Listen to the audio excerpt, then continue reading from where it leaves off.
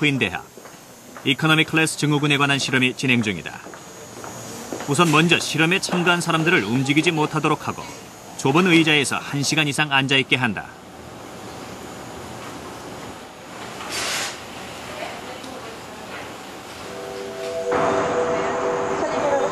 이코노미 클래스 증후군이란 비행기의 좁은 공간에서 오랜 시간 동안 여행을 할 경우 다리의 정맥에 혈전이 생기고 이것이 폐혈관을 막는 폐혈전증이다. 1시간 후 피실험자들의 혈액을 채취하여 각각 혈액의 흐름이 어떤 상태인지를 살피게 되는데 혈류 속도 측정계는 혈액의 흐름에 수십 개의 관문을 만들어 놓고 혈류의 속도를 측정하는 장치다. 여기를 보세요. 이런 부분밖에 혈액이 흐르질 않고 있죠. 여기 찌그러진 게 적혈구고요. 뭉쳐있는 건 혈소판입니다.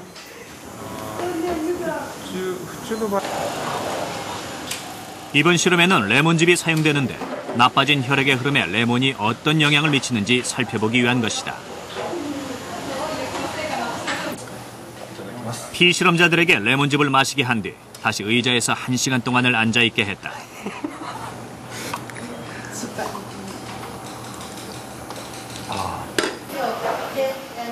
과연 혈류는 어떻게 달라졌을까?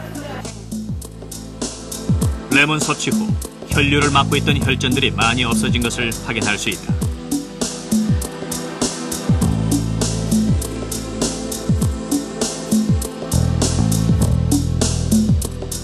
다섯 명을 대상으로 실험한 결과 레몬 섭취 후 4명의 혈류가 개선되었으며 많게는 60%에서 적게는 0.55%까지 혈류 속도가 상승한 것으로 나타났다.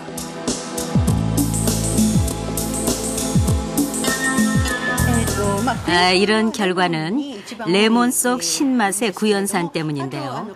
구연산은 노란 과일, 특히 감귤류에 많이 들어있습니다. 그리고 비타민C와 헤스페리딘이라는 플라보노이드 성분도 이와 비슷한 역할을 하기 때문에 다른 감귤류도 레몬과 비슷한 혈류 개선 효과를 기대할 수 있다고 생각합니다. 18세기 영국은 막강한 해군력을 바탕으로 동쪽으로는 태평양, 서쪽으로는 대서양을 넘어 아메리카 대륙에까지 식민지를 넓혔고 그래서 해가 지지 않는 나라라고 불리기도 했습니다. 그런데 장거리 항해에 나선 해군 병사들이 괴혈병으로 수백 명씩 죽어가기 시작했습니다. 이때 치료제로 군인들에게 처방한 것은 바로 하루 1개의 레몬이었습니다. 신선한 레몬과 라임, 오렌지를 꾸준히 먹기 시작하면서 병사들의 사망률이 급격히 감소하기 시작했고 그때부터 영국 해군은 레몬을 먹는 사람이라는 뜻의 라이머라고 불리게 됐다고 합니다. 이렇게 비타민C의 부족이 괴혈병을 일으킨다는 건 수백 년간 널리 알려져 왔던 사실이지만 최근에서야 괴혈병으로 죽는 원인이 밝혀졌는데요. 이 독일의 한 연구소에 따르면 괴혈병이란 비타민C 부족으로 인해 심장 기능이 정지돼서 죽음에 이르는, 말하자면 현대판 돌연사의 하나다라는 것입니다. 이 비타민C가 우리 몸에 꼭 필요한 이유, 지금도 비타민C에 대한 새롭고 놀라운 사실들은 계속 밝혀지고 있습니다. 밤 12시를 넘은 시각, 술자리가 한창이다. 안주는 삼겹살과 곁들여 먹을 수 있는 몇 가지 야채들. 식당을 경영하는 올해 30살의 김민정 씨. 하루에 한 끼 이상 고기를 먹을 정도로 육식을 즐기는 편이다.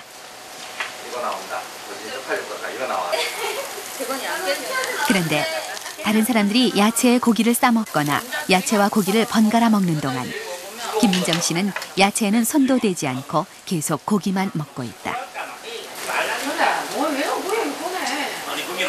맛 없어서요. 아니 진짜 봐봐요. 나 저렇게 먹는 사람 보면 속에서 울렁거리니까 나는. 고기는 그냥 소금 찍어 먹어야지. 술자리가 끝날 무렵 김민정 씨가 손님들을 위해 과일을 내온다.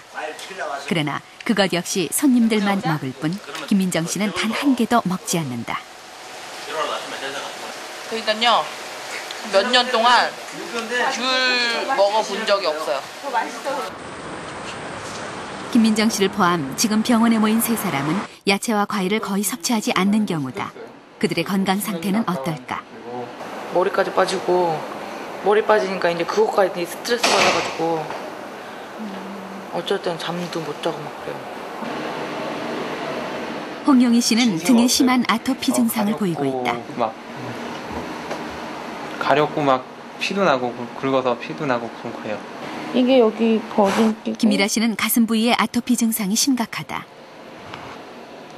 근데 이게 아토피가 점점 퍼지다 보니까 제가 봤을 때도 징그럽고 살아나가 목욕탕을 가도 막 남들 의식하게 되고 그래서 많이 힘들어요.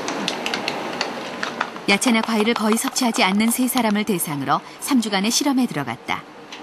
비타민C 제제와 충분한 과일을 함께 섭취했을 때 건강에 어떤 변화가 오는지 보기 위한 것이다. 2주 후 김민정 씨의 가게. 일을 하는 틈틈이 과일을 먹고 있다. 과일만 봐도 속이 울렁거리던 그녀에게 이것은 엄청난 식생활의 변화다. 먹는 거. 몇 년 동안 단 한 개도 먹지 않았던 감귤도 다시 먹기 시작했다.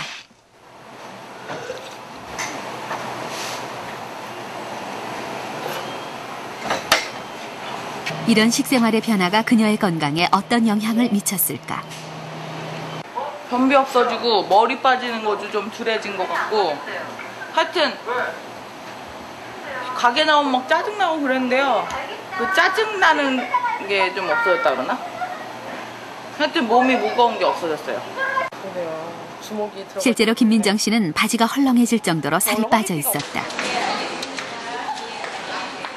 과일과 비타민C 제제를 병행해서 먹은 지 3주일째.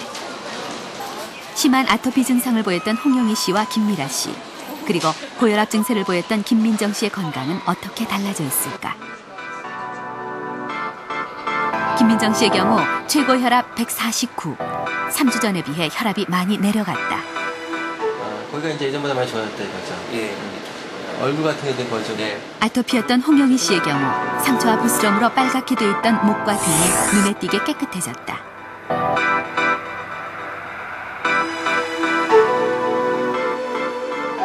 주위에서는 다들 바뀌는 거 보면 신기하죠. 음식도 하나 바꿨는데 어떻게 그렇게까지 바뀌냐고 막. 지금도 그전에 약을 먹었었거든요, 피부 때문에. 근데 그것 때문에 지금 안 먹고도 좀 좋아지고 그러니까는. 놀라운 것은 김미라 씨 역시 가슴 쪽 아토피 상처 부위가 몰라볼 정도로 깨끗해졌다는 사실이다. 아토피를 유발시키는 것은 여러 가지 이유가 있습니다. 이제 비타민C와 직접적인 건 총 3가지를 보통 드는데요. 첫 번째는 스트레스라든지 여러 환경으로 인해서 생기는 몸속의 활성산소를 차단해주는 효과가 있고, 두 번째는 히스타민이 그 활성산소로부터 인해서 히스타민들이 올라가는데 비타민C가 히스타민 레벨을 떨어뜨립니다. 그리고 세 번째는 그 아토피 환자들은 면역계가 떨어졌는데 면역을 증강시켜줌으로 인해서 결국은 건강하게 이제 피부라든지 아토피를 좋게 해주고 있습니다. 비타민C 치료로 국제적인 명성을 얻고 있는 리오단 연구소. 올해 75살의 노르마 윌켄스 씨. 전립선암 환자다. 현재 항암 치료를 받으면서 며칠에 한 번씩 비타민C 주사를 맞고 있다. Do you know what it is? Do you know what is this? This is vitamin C. 비타민 C 주사예요. 지금 비타민 C 주사를 맞고 있죠.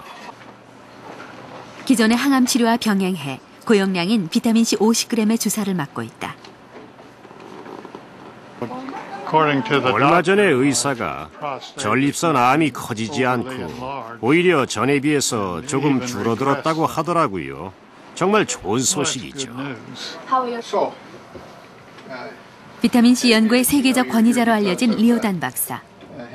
그의 연구 성과 중 가장 흥미로운 것은 암 환자들이 더 많은 비타민C를 필요로 한다는 것을 밝혀내고 치료에 적극적으로 활용하고 있다는 점이다. 일반인과 암 환자들에게 매일 똑같이 15g씩의 비타민C를 투여했을 때 암 환자들의 혈중 비타민C 수치는 일반인의 3분의 1 정도 수준. 암과 싸우기 위해 우리 몸이 그만큼 더 많은 비타민C를 소비하고 있다는 얘기다. 비타민 C는 독성 물질이나 암세포 등 우리 몸에 해를 끼치는 모든 것들과 싸우도록 몸의 능력을 키우는데